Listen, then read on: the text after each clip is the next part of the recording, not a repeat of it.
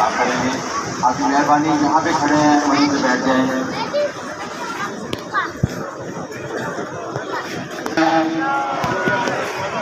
نعرہ تکبیر، نعرہ رسالت، نعرہ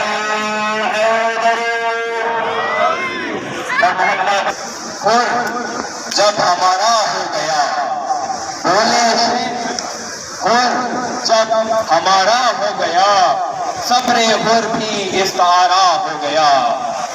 حضرات گرامی، 5 سے 7 منٹ کے اندر آپ کے سامنے یہ موضوع پیش کرنے والا ہوں کہ کیسے واقعہ کربلا آج تک یہ ایک ہدایت کا سرچشمہ ہے.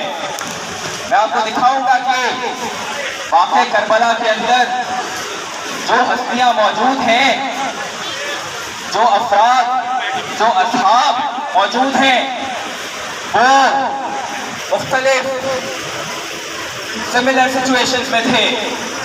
اور میں یہ بھی دکھانا چاہوں گا کہ ان حالات کے باوجود یہ تمام افراد آج تک کیسے زندہ ہیں.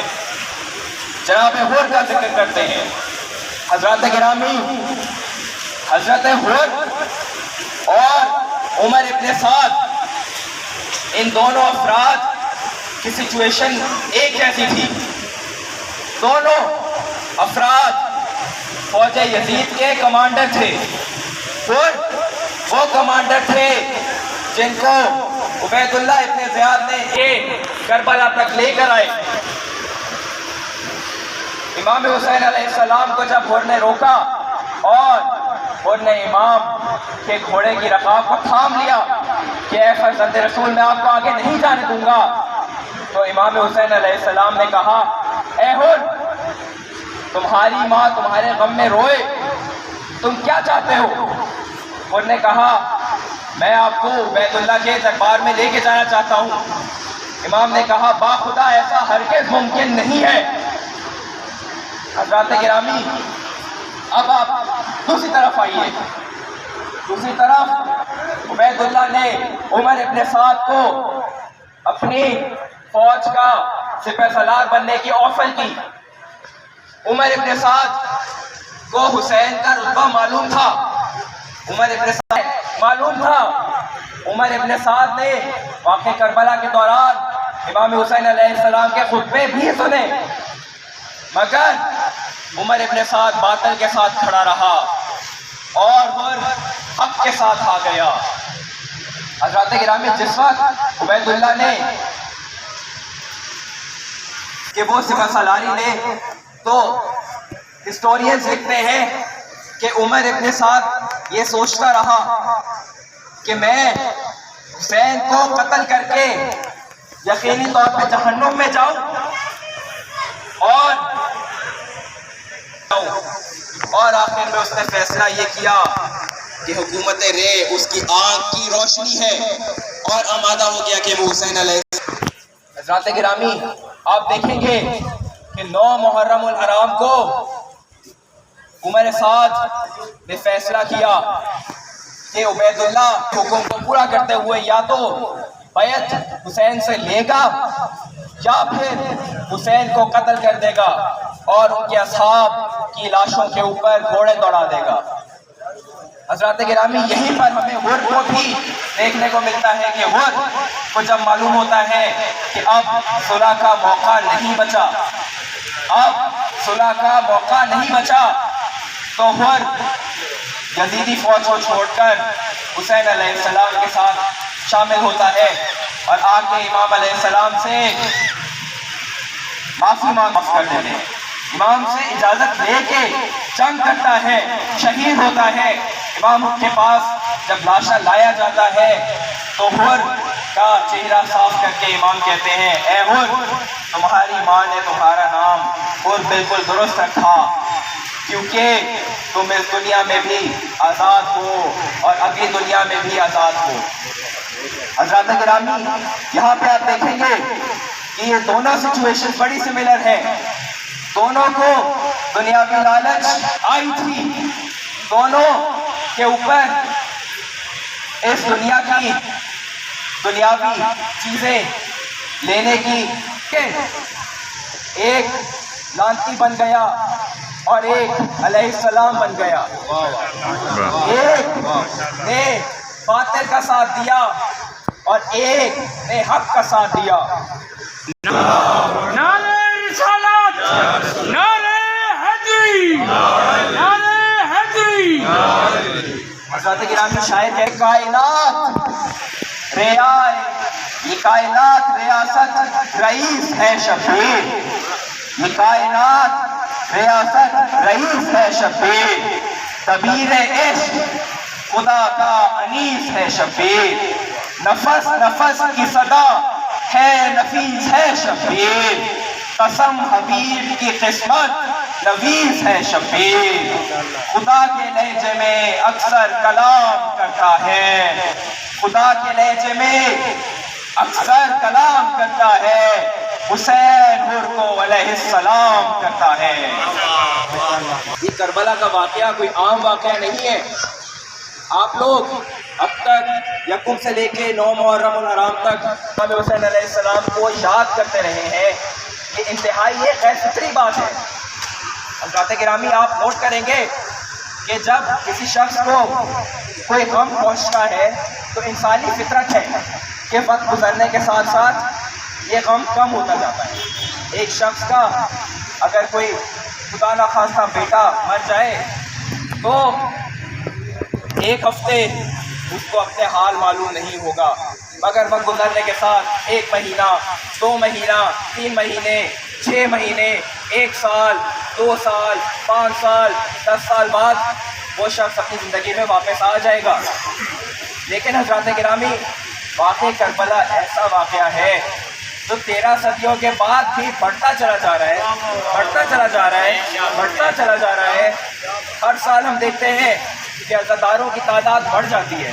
ہر سال ہم دیکھتے ہیں کہ کربلا میں زوار کی تعداد بڑھتی جاتی ہے. آپ کو یہ نظر نہیں آتا کہ یہ انتہائی ایک غیر فطری بات ہے. اور حضرات گرامی یہ غیر فطری اس وجہ سے ہے کیونکہ واقعہ کربلا ایک انتہائی ریلیٹیبل قسم کا واقعہ ہے. انتہائی ریلیٹیبل قسم کا واقعہ ہے. اگر آپ نے بشریت دیکھنی ہو تو آپ واقعہ کربلا آ جائیے. آپ امام حسین علیہ السلام کی کریمی دیکھیے. آپ اصحاب حسینی کی ہمت دیکھیے. آپ حسین علیہ السلام کے اصحاب کی جوہر دیکھیے کہ جہاں پہ آپ کو 2 راستے دکھائے جاتے ہیں. آپ کو 2 راستے دکھائے جاتے ہیں. خاموشی اختیار کیجئے، آپ کو زندگی کی امان ملے گی. خاموشی اختیار کیجئے، آپ کو زندگی کی امان ملے گی اور آپ کو زندگی ملے گی. مگر کربلا ایسا واقعہ ہے جو اس بارے میں نہیں ہے کہ کون سا فرد کس طرح سے مرا، بلکہ اس بارے میں ہے کہ کون سا فرد کس طرح سے زندہ رہا.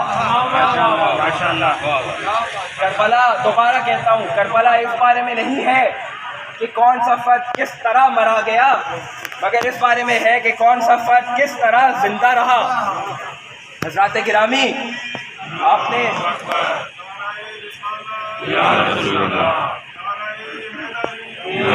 نعرہ حیدری، نعرہ حیدری.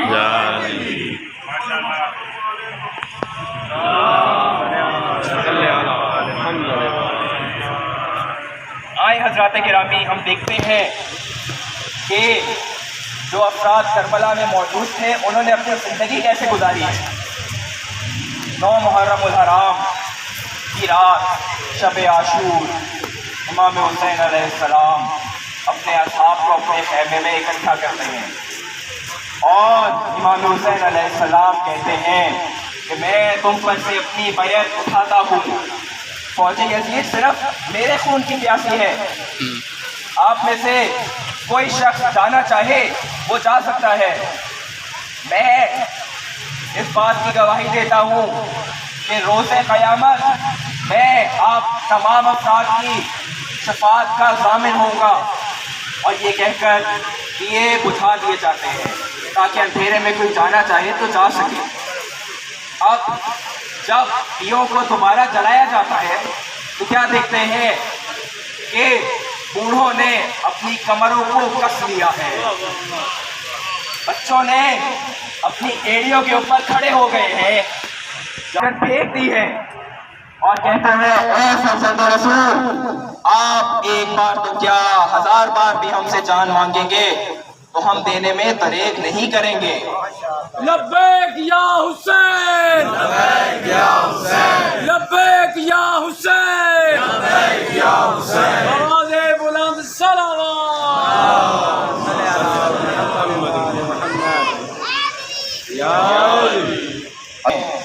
جہاں پر وفاداری دکھانا مشکل تھا، چھوڑ کر جانا آسان تھا۔ حضرات گرامی، یہ وہ موقع ہیں جہاں پر خوف کا غلبہ ہونا آسان تھا اور ہمت کرنا مشکل تھا۔ حضرات گرامی، یہ وہ موقع ہیں جہاں پہ غم کا طاری ہونا آسان تھا اور صبر کرنا مشکل تھا۔ حضرات گرامی، یہی وہ موقع ہیں جہاں پر باطل کا ساتھ دینا آسان تھا اور حق کا ساتھ دینا مشکل تھا۔ حضرات گرامی، حسین علیہ السلام اور ان کے اصحاب نے اپنی زندگی اس طرح سے گزاری، اسی وجہ سے یہ واقعہ عاشورہ اتنا ریلیٹیبل بن گیا ہے۔ ہر شخص اس کے ساتھ ریلیٹ کر پاتا ہے، ہر شخص اس واقعے کے اندر اپنی روزمرہ کی زندگی تلاش کرتا ہے۔ حضرات گرامی، اور یہی وہ رات ہے شب عاشور کی کہ جب تمام اصحاب نے امام حسین علیہ السلام کے ساتھ عہد کیا کہ ہم اے فرزند رسول آپ کے ساتھ کھڑے رہیں گے، جہاں پہ حق کا ساتھ دینا ہوگا آپ کے ساتھ ہم کھڑے ہیں، باطل کو رد کرتے ہیں۔ شاید یہی وجہ ہے کہ حسین علیہ السلام کے ماننے والوں نے موجودہ وقت کے باطل کو للکارا، موجودہ وقت کے باطل کو شکست دی۔ جب ایران اور اسرائیل کی جنگ ہوئی تو ہم نے دیکھا کہ واحد حسین کے ماننے والی وہ قوم تھی، حسین کے ماننے والی وہ قوم تھی جو حق کے ساتھ کھڑی ہوئی، بے شک جس نے باطل کو رد کیا۔ آئیں عزاداران حسین، ابھی شب عاشور نمودار ہوگی۔ سنت اصحاب امام حسین علیہ السلام پہ عمل کرتے ہوئے ہم بھی آج عہد کرتے ہیں کہ اے وقت امام، آپ جب ظہور کریں تو ہم اپنی جانوں کا نذرانہ پیش کریں گے۔ اے فرزند رسول، آپ جب تشریف لائیں گے تو آپ ہمیں اپنے ساتھ کھڑا ہوا پائیں گے۔ اے فرزند رسول، ہم اپنی جانوں کا نذرانہ آپ کے سامنے پیش کریں گے۔ اس نعرے کے ساتھ ہم اس بات کی جلوس کو آگے چلائیں گے کہ لبیک یا حسین، لبیک یا حسین، لبیک